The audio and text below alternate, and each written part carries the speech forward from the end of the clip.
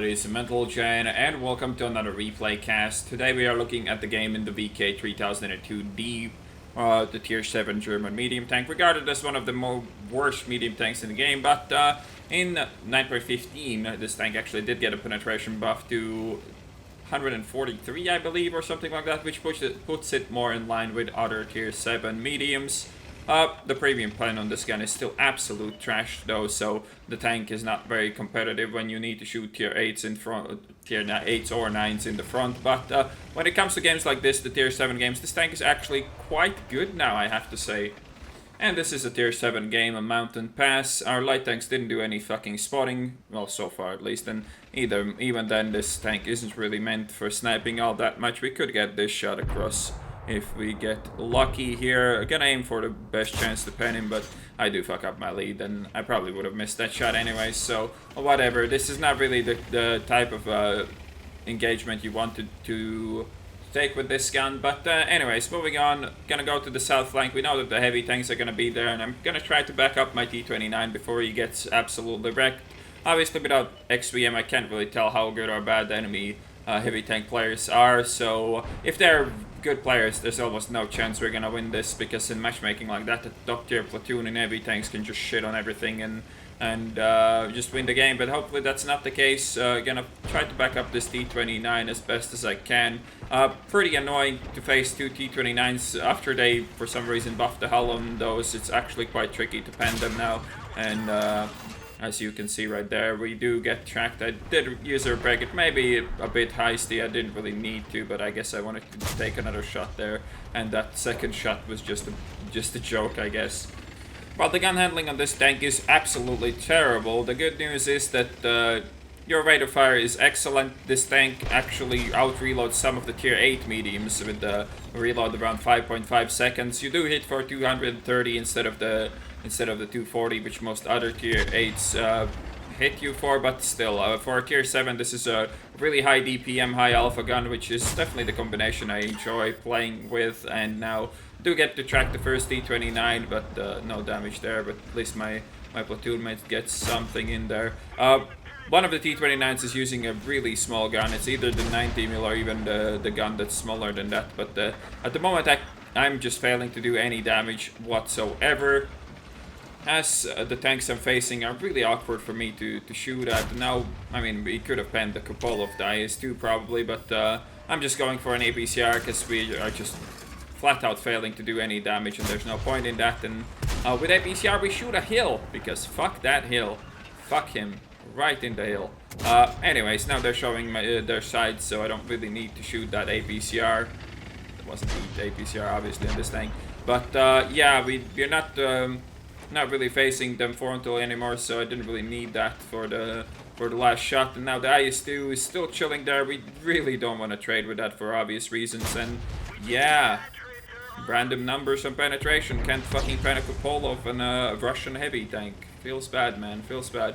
Now, these T29s are a pretty bad angle. Once we're this close, it's actually not that hard for me to trade rather effectively here. And that's exactly what I'm going to be trying to do here. One of them is already a one-shot. That's the one with the small gun, though.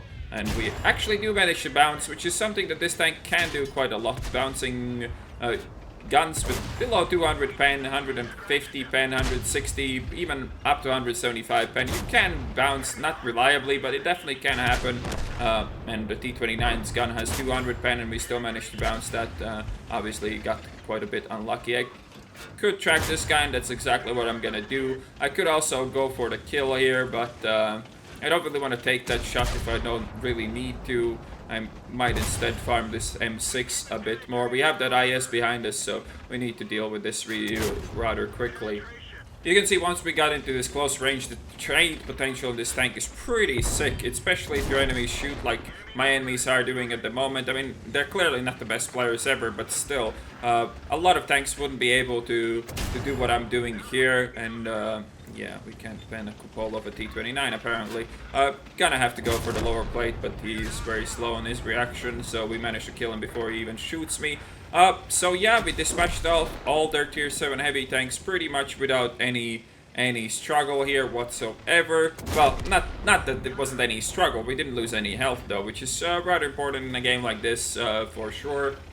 And meanwhile, though, the rest of our team has kind of failed to do anything relevant, really. So we are kind of losing everything now, and the only flank where we actually won is the flank I'm on currently. This is a pretty bad shot. It looked like it hit, and it might have actually penned with the 140 pen. It might have bounced as well, because, you know, T150s are quite kind of troll when it comes to their side armor, and this shot obviously not the greatest in history, and also drives back in a bad time for me and gets despotted as well. Quite unlikely that we hit that, but you know, might as well still try to take it. Next up, we know that KV2 crossed the bridge, so we need to fuck that guy first. We don't want to have a KV2 behind me at any point in any case, so we need to deal with that, and there he is. Should be a pretty easy task to deal with a KV2. He needs to get ridiculously lucky in order to kill me here, and I just need to dodge one shot, and he's already done. And while he's moving, I'm gonna peek hull down, and if he hits me, I mean, fuck me, right? And again, you can just appreciate how quickly this tank can eat away tier 6s and also tier 7s, but we just need to make him miss one, and there you go, and now he's obviously dead. There's nothing really he can do about it anymore, as his reload is around 25 seconds, while mine is 5 point something. So yeah, not gonna end well for you, KV2. So the Tiger died as well. It was a Tiger P or whatever. He died as well, so now we have a shitload of tanks coming this way. Actually, it's what, 4 or 5. Anyways, the T-37 going for our Artie. The Stug is failing to do any damage to him as well. Now he finally gets some damage in. And now this could be, obviously, yeah, that could be pretty bad. I mean, he's still a one-shot, so we shouldn't have that much issues. But, like, if he gets my ammo rack or something like that, that would be really disappointing here. But luckily that doesn't happen. So now it's me against 4 heavy tanks, I believe, or maybe it's just 3. Anyways, the Tiger is the first guy in the line. We need gold to pen an OI. There's no way we can pen that frontally without shooting APCR, so I'm switching already. Should be quite easy with APCR, and you can see how little chance they really have to respond with a tank like an OI, especially. I peek shoot in less than a second. He needs quite a bit of time to shoot me back, and also we get some nice high rolls, so that is pretty neat. Not really the greatest position to hang around for a long time, because Artie does get shots on you. Should have probably tried to go for the high roll in the Tiger, but I went for the guaranteed kill there instead, and now the Tiger is pretty fucked as well, and we get another high roll to get another kill. So on 8 kills already. Also sorry for the lack of damage panel, as the patch just hit. The mods are not working quite yet, so yeah, apologies for that. But you can see how this tank performs when you put it close range against enemies that you can pen with this gun. It's pretty nasty actually to be the enemy of this, as you really, like, there's no good trades at tier 7s. I mean, obviously the Russian heavies and American heavies trade rather favorably against you, but you out reload them by so much that you can still get the better trades there. This tank has quite a bit of hit points as well for tier 7, so it has all the tools to really have a great to really be a great top tier tank. But obviously once you get into those tier 8 and 9 games, you really need to look for preferable engagements where you don't have to shoot tier 9 heavies, tier 8 heavies. Something like IS-3 you just can't do anything to with this gun unless you snipe his roof, and obviously this gun isn't really meant for that, and IS-3 will have no problems just shitting all over your tank as well. So there's the Artie up on the hill. We do get the one shot in right away, and he doesn't go for the YOLO peak there, so we should be fine here to just climb the hill and kill him. Sadly can't get the Bull's medal anymore, but I'll settle for 9 kills. I'll be just fine with 9 kills here. I could still easily die, as that is Artie, and you know, it's fair and balanced that they can shoot people at 50 meters range. But anyways, not really much to say about this. I mean, I'm just taking my chances, and he's not looking anywhere near. That was a pretty bad shot though, and now Pretty bad play here by me, not really much to say about this. The RD slides down really in a good way for him, and I can't really get gun depression here, and this is really, really, really dodgy. Could have easily died there, and I couldn't really blame much for it either. It was a really greedy play right there. Anyways, here's the end plate, 5,373 experience with the double ace tanker, Radley Walters, high caliber, and top gun. Ended up with 4,516 damage done, 9 kills, 1,792 base experience as well, and whole 99 damage done with my assistants.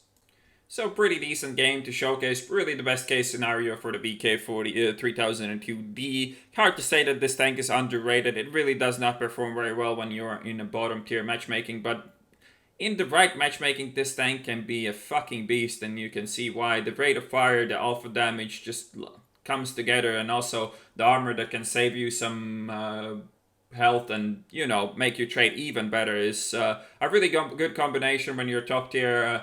But as I said before, when you are not, it's pretty sad. Anyways, I hope you guys enjoyed this replay cast, and I'll see you on the next one.